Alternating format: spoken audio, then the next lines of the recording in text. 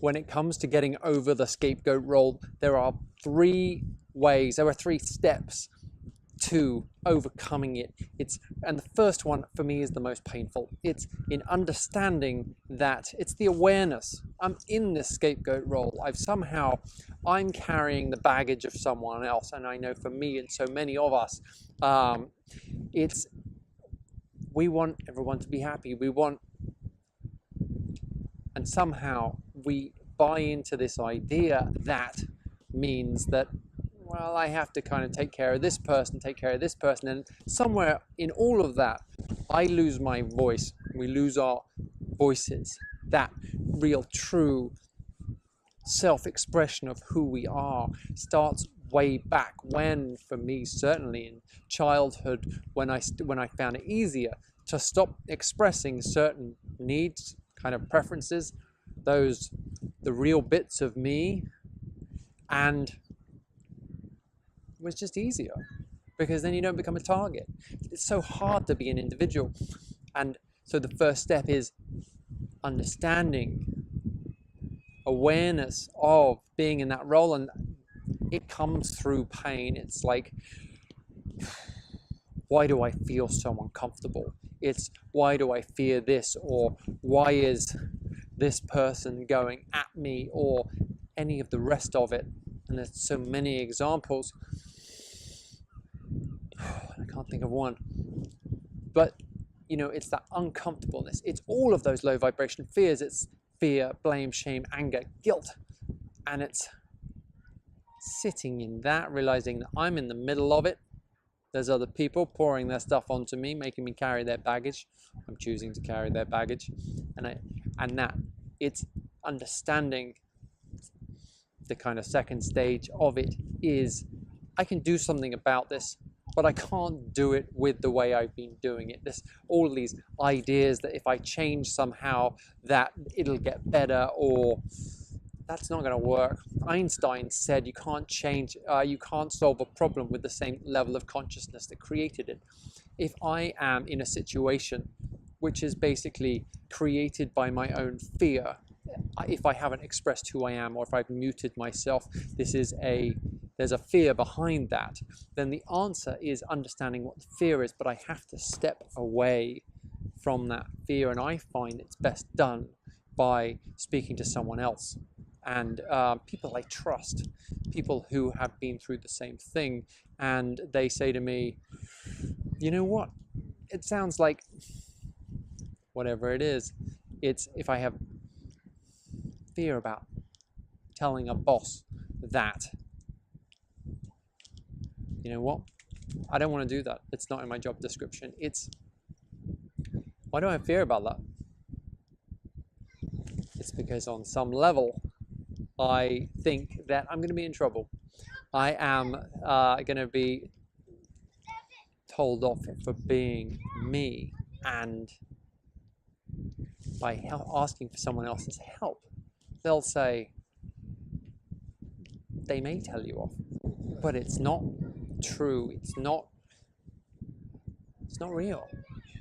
And then the third stage is understanding how I can do something about it. So actually, I don't have a boss, I work for myself, but it's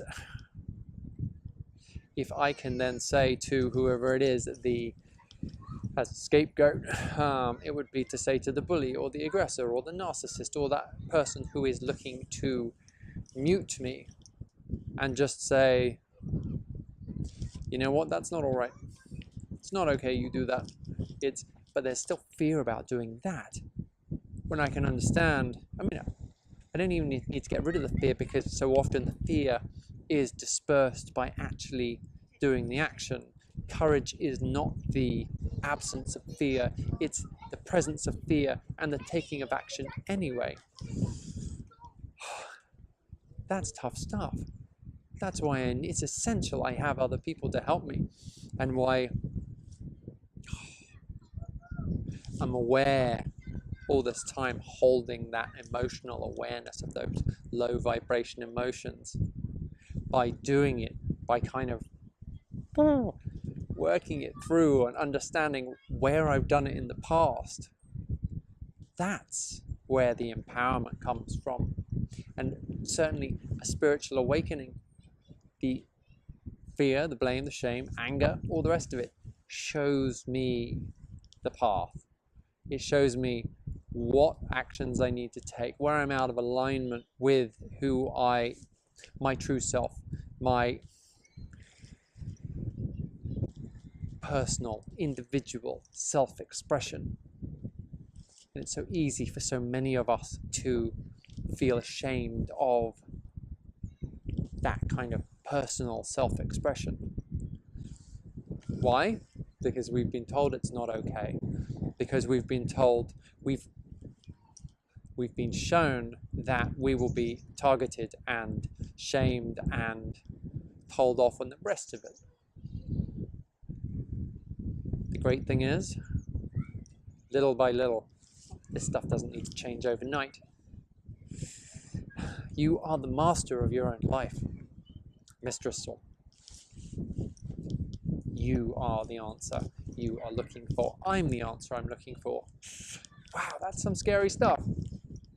But the great news is, I don't have to do it alone. There's hundreds of millions of scapegoats, black sheep, maybe there's tens of millions. There's enough of us. The weird ones, the odd ones, the misfits, those that don't kind of... We're the fun ones, the black sheep. The more of us that do this work, the comfortabler, it's not a word, it's a new individual mark word, comfortabler, the more comfortabler we'll all feel. I'm relatively comfortable now, even with that word, but I'm going to end this video. If you've watched to the end, thank you for watching. I can imagine lots of people haven't. That's okay. My message is not for them. If you want to see more videos like this, maybe a little kind of... hit the subscribe button, hit the bell icon, and you'll be notified of more videos. You don't have to be perfect. In fact, the idea that you have to be perfect is somebody else's holding you in a dynamic. Me too. That's why this imperfect video is going out. Thanks for watching.